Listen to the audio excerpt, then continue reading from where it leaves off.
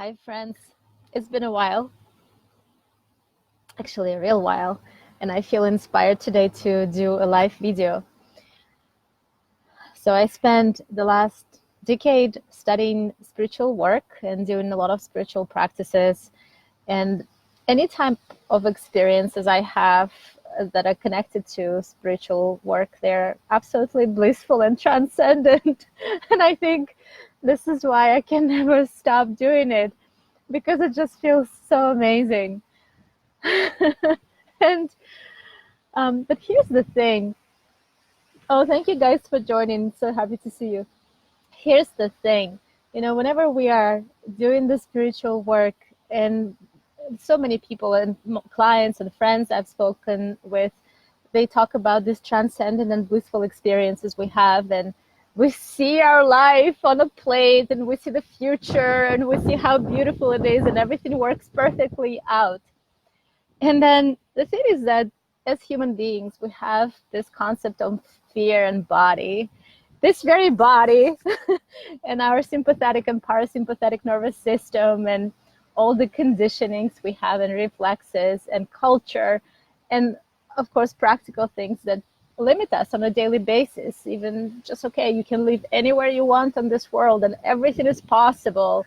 And this is how a lot of the spirituality is portraying things, that okay, everything is possible. That is completely true. Everything is possible. And while everything is possible, there are also practicalities of daily life.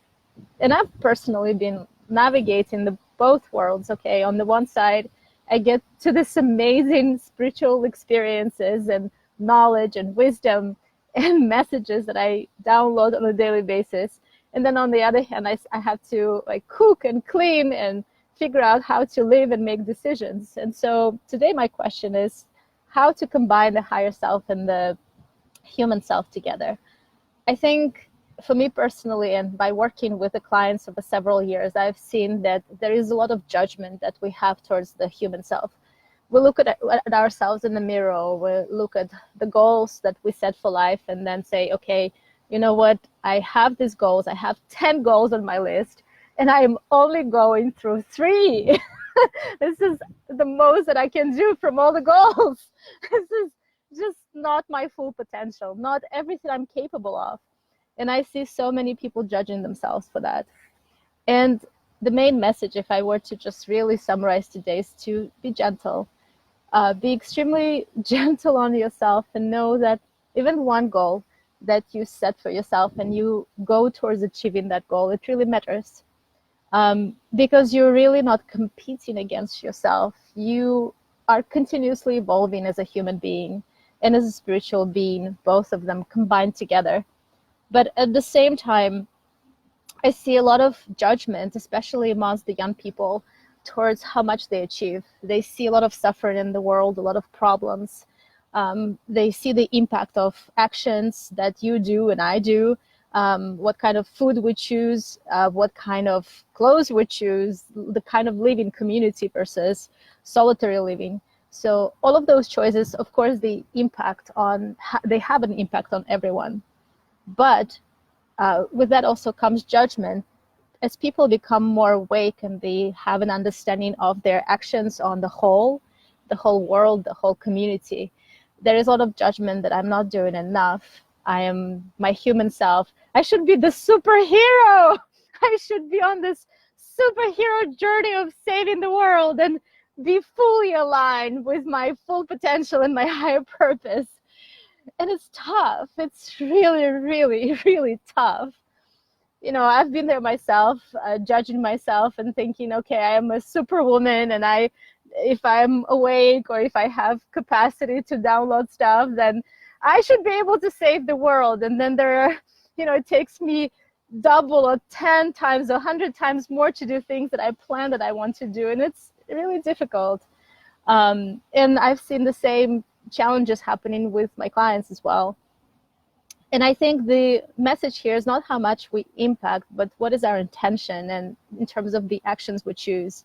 And sometimes we might not be able to buy all the vegan food, or like vegetarian and organic food, but we do our best. And those little actions, they do accumulate. And specifically have been reading an article about the younger generation, the millennial generations, and all the challenges they face in terms of like really being very, very aware of how the professions we choose and how our sexuality, relationships impacts everything.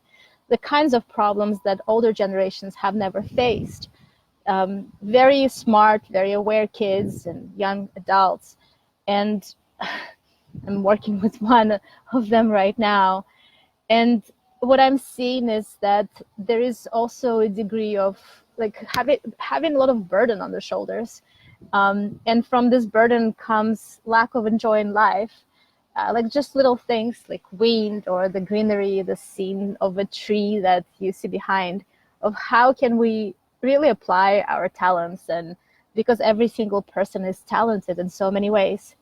And then with that, not carry the world on our shoulders, not carry the burden of the world on our shoulders, because it weighs you down and it makes you very unlikely to just be like a child and play like a child and enjoy yourself, be silly. I've seen many and I've heard many people who would say, hey, I don't have the time to play. I don't have the time to enjoy myself or be silly or like engage in a just, like run or skip or take 5 minutes to enjoy an ice cream. And I think it's not one extreme or the other. It's not purely being, and I think in spirituality, spirit and higher self is associated with purely being, and then the human self is associated with purely doing. So we have those two contrasts, the two balances, being and doing.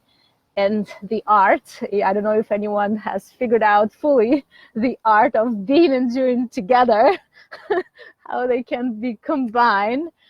But ideally, if we're talking about the ideal world, you're doing and you're in the flow and you're continuously just like, okay, everything is easy and I'm always intuitive 100% of the times and just have my shit together and it's perfect.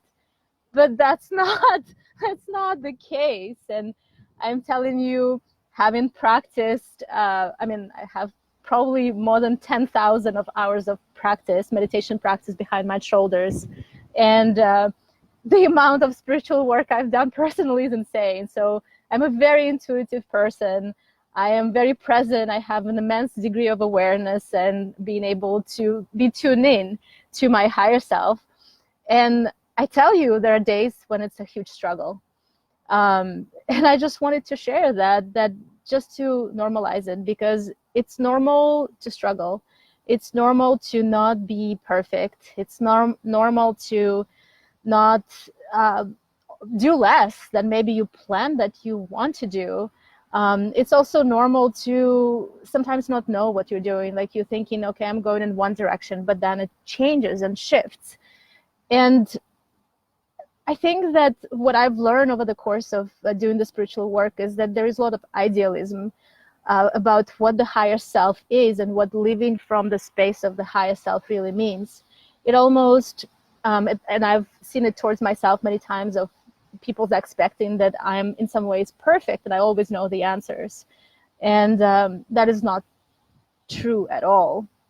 You can be present, you can be okay with any kinds of experiences, and you're okay with pain, you're okay with all different kinds of emotions, but it's not necessarily that you know all the time what is the right thing to do. In fact, that is far from truth. And you're kind of walking blindly in the world a little bit. Another aspect, again, I want to emphasize the message of kindness, really being kind to your human self. Because if we knew, if somebody just perfectly knew how to live as a higher self and a human self, like we would not have the life, we would not have the learning and the growth. And the human self is beautiful. The human self, let me just elaborate on what the human self actually means. It means that you need discipline. Your body needs food. Food that you put in has an impact on your energy level. How much you get sleep every night also impacts your mood and the way you wake up in the morning. And whether you exercise on a daily basis or not also impacts on how present you can be, how connected to your emotions, and how to connected to the steps that you take on a daily life. You can be. So there is a lot. I mean, that is human. And then you wake up one morning and you're just in a terrible mood and you have no idea why. Like you've already dug into all the stories of your past and your ancestors, and they still come up. They come up even after a decade of healing. It just feels like it's a never-ending process. And again, to share that gentleness and not having these unrealistic expectations that once you've meditated or once you've done the work, then you'll be perfect or it's all set. It's impossible. It's really impossible. And so the balance between the being and doing is knowing that our internal evolution, our spiritual evolution, is part of our purpose, of course. And we learn by integrating things and maybe overcoming some challenges and fears and habits and thought patterns. And at the same time, also knowing that the humanness continues every day. And, the spiritual retreats, they're amazing because they provide this idealistic, idealistic kind of situation where you're for a couple of days or for a week and you're there and you're like, oh my God, I am a superhero. My mind is still, or I know what's going on in my life. And then life messes things up, and the illusion of getting lost in life, it kind of blurs the mirror of clarity. And